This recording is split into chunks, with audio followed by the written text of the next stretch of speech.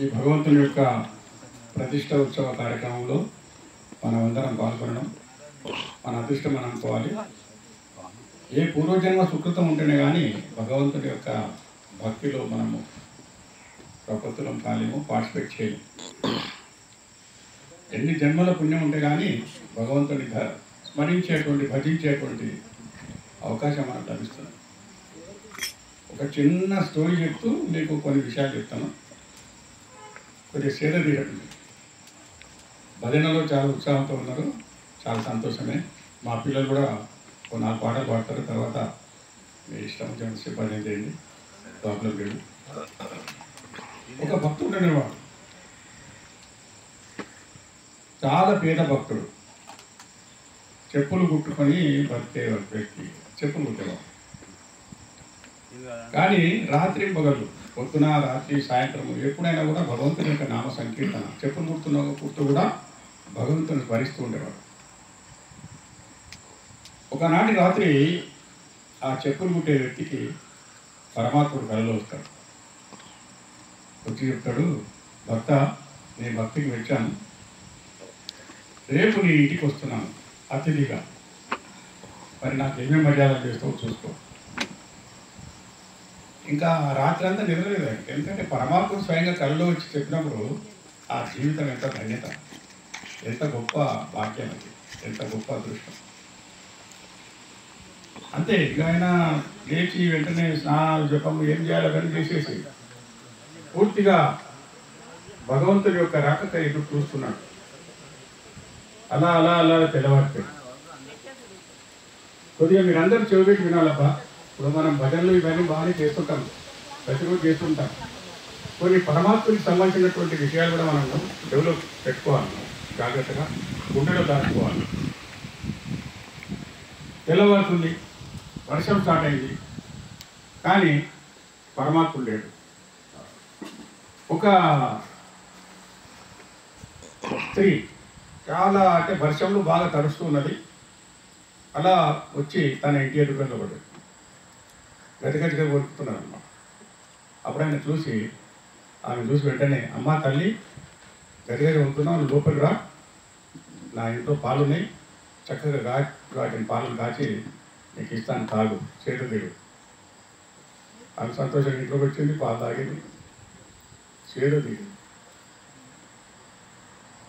భగవంతుడు రాలేదు. మధ్యాహ్నం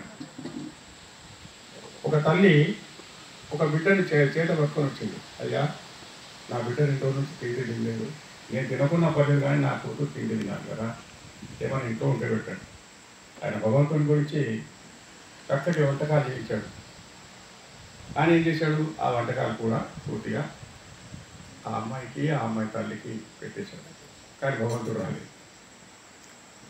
రాత్రి అయిపోయింది. ఒక ముసలి వ్యక్తి అట్లా వచ్చాడు. బాబా, నాకు చాలా ఆకలి ఇస్తుంది, ఇంట్లో ఏమైనా ఉంటే పెడతావా? భగవంతుడు అన్నం తిన్న తర్వాత కొద్దిగా మంచిగా పంచభక్ష పరమాణాలు, మంచి మధురమైన మిఠాయి వస్తువులు ఆ స్వామి పెట్టాలనేటువంటి ఆదుర్తతో ఆయన చక్కటి వంటకాలు చేశాడు. మధురమైన పదార్థాలు అవన్నీ ఆయన పెట్టేశాడు. భగవంతుడు రాలేదు.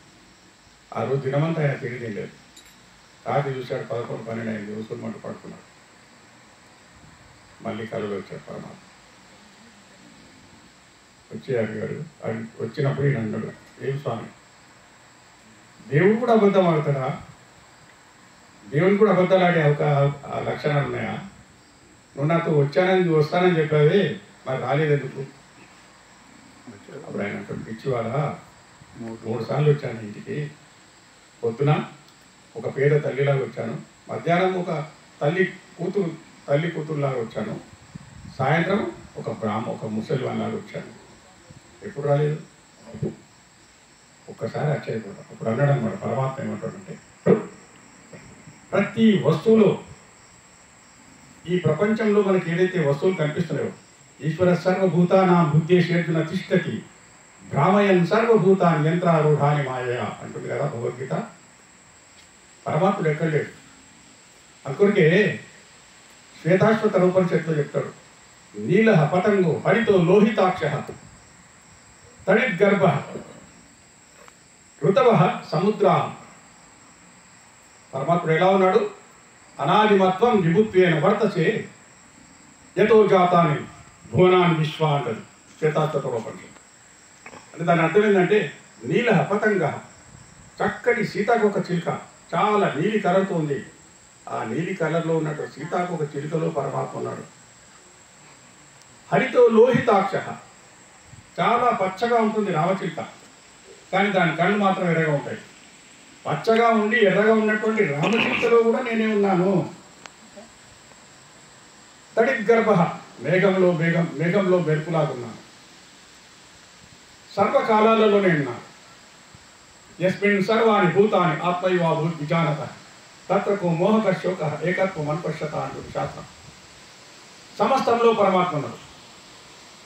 కానీ మనం ఏం చేస్తున్నాము? పరమాత్మ ఇక్కడ ఉన్నాడా, అక్కడ ఉన్నా, ఇక్కడ. పరమాత్మ అక్కడిక్కడ లేదు, మన దేహంలో ఉన్నాడు. దేహస్థ సర్వ విద్యాశ్చ దేహస్థ సర్వదేవత దేహస్థ సర్వతీర్థాన్ని గురు వాక్యేన లభ్యతే బ్రహ్మాండ లక్షణం సర్వం దేహ మధ్య వ్యవస్థితం. పరమాత్మ ఈ దేహంలో ఉన్నాడు. సమస్త తీర్థరాజాలను కూడా ఈ దేహంలో ఉన్నాయి. సమస్త దేవతలందరూ ఈ దేహంలో ఉన్నారు. సమస్త విద్యలన్నీ కూడా ఈ దేహంలో ఉన్నాయి. కానీ మనం బయట ఎక్కడెక్కడ వెతుకుతున్నాం. అందుకొరికి శాస్త్రం చెప్తుంది, శ్రీశైలంతు శిరస్థానం ముఖం కేదారనామకం వారణాసీతు